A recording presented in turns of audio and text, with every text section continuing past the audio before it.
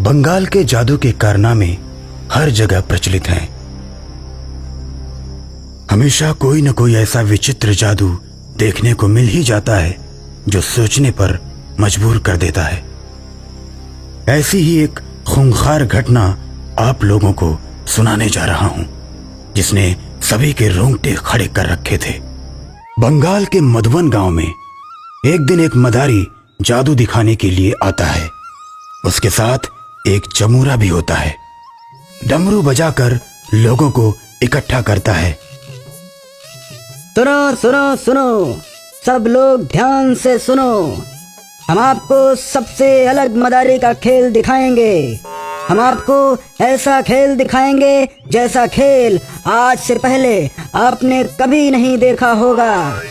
आइए आइए, अपना थोड़ा सा समय निकाल कर आइए। धीरे धीरे लोग इकट्ठा होना शुरू हो जाते हैं। जब खूब सारे लोगों की भीड़ इकट्ठी हो जाती है तो मदारी खेल शुरू करता है। हाँ तो मेहरबान कदरदान, सबको सलाम, सबको नमस्कार। भाइयों, खेल तो आपने बहुत देखे होंगे और 2-4 रुपए अपनी जेब से दिए भी होंगे, लेकिन खेल देखने में जितना मजा आपको आया था उससे ज्यादा मजा आज आने वाला है। तो दिल थाम के बैठ जाइए, शुरू करता हूँ पहला खेल। तो बच्चों, शुरू करूं? बजाओ ताली। मदारी नए नए जादू दिखाना शुरू करता है। अपनी टोकरी से कभी कबूतर निकालता तो कभी तोता तो कभी खरगोश।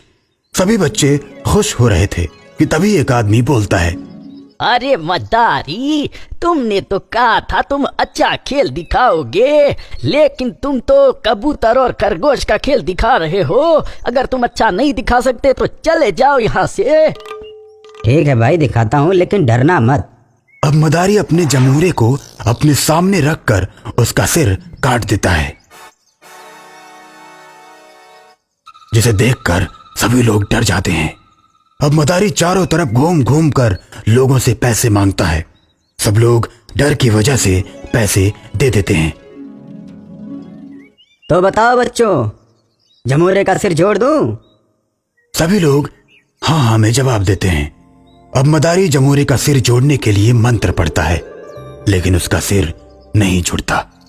मदारी बार बार कोशिश करता है, लेकिन जमूरे का सिर नहीं जोड़ पाता और अंत में परेशान होकर बोलता है, भाइयों, जिसने भी मंत्र चलाया है तुरंत अपना मंत्र वापस ले ले तो बच जाएगा, नहीं तो मैं मंत्र चलाकर अपने जमूरे को तो बचा लूंगा, लेकिन जिसने मंत्र चलाया है उसका सिर कट जाएगा। थोड़ी देर इंतजार करने के बाद भी कोई नहीं आता और अंत में मदारी बोलता है, तो भाइयों, अब मेरी कोई गलती नहीं होगी, मैं मंत्र चलाने जा रहा हूँ। मदारी जैसे ही मंत्र चलाता है तो सामने की बिल्डिंग की तीसरी मंजिल से एक लड़की का सिर कट कर गिर जाता है। लड़की के मरते ही जमूरे का सिर जुड़ जाता है और वो उठकर खड़ा हो जाता है। ये देख सभी लोगों में भगदड़ मच जाती है। सब लोग मदारी को मारने के लिए आते हैं। मदारी, तुमने हमारे इलाके में आकर एक लड़की को मारा है, अब तो भी मरने के लिए तैयार हो जा मदारी। सभी आदमी मदारी और जमूरे को चारों ओर से घेर लेते हैं। तभी लड़की का बाप आता है। रुको, क्यों मारने जा रहे हो इस मदारी को? सर, इसने आपकी बेटी को मार डाला। लेकिन मेरी बेटी भी इस जमूरे को मारने वाली थी। जो हुआ अच्छा हुआ।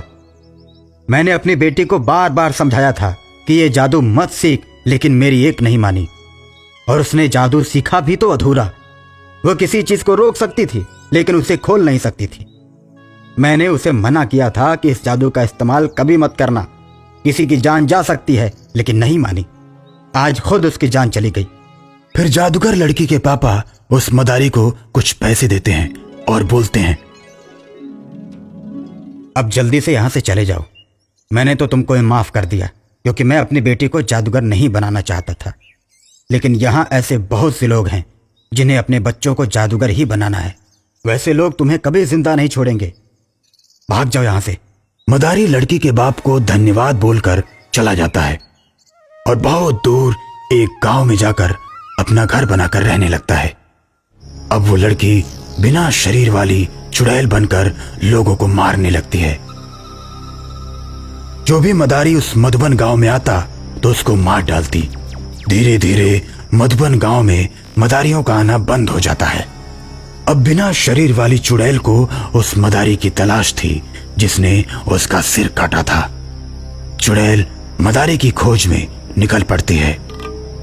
चुड़ैल की इस हरकत को हनुमान मंदिर के बाबा समझ जाते हैं कि चुड़ैल मदारी को खोजने के लिए जा रही है, तो बाबा तुरंत इस बात की खबर चुड़ैल के बाप को देते हैं। आपकी बेटी ने जीते जी सबको परेशान किया था और चुड़ैल बनने के बाद यहाँ किसी मदारी को आने नहीं दिया, और आज उस मदारी को मारने जा रही है जिसने उसका सिर काटा था। अब उस चुड़ैल का बाप और बाबा दोनों लोग चुड़ैल के पहुंचने से पहले मदारी के पास पहुंचकर उसको सारी बात बता देते हैं। और बताने के बाद जैसे ही मदारी के घर से निकलने वाले होते हैं कि तभी बिना शरीर वाली चुड़ैल पहुंच जाती है। हाँ, अच्छा तो अब तू यहाँ भी पहुँच गया इसको बचाने के लिए। अब तक तो तुझे इसलिए नहीं मारा था कि तू मेरा बाप है, लेकिन अब पहले तुझे मारूंगी, फिर इस बाबा को और बाद में इस मदारी को। इतना कहकर चुड़ैल अपने मुंह से आग उगलती है। बाबा मंत्र पढ़कर अपने चारों ओर एक घेरा बना देते हैं और उस घेरे में मदारी और चुड़ैल के बाप को बुला लेते हैं, जिससे उनके ऊपर आग का असर नहीं होता। ये देख चुड़ैल और गुस्से से भर जाती है और फिर मुंह से आग निकालती है, लेकिन इस बार घेरे से टकराकर आग सीधे चुड़ैल के मुंह पर लगती है और चुड़ैल जलकर राख हो जाती है।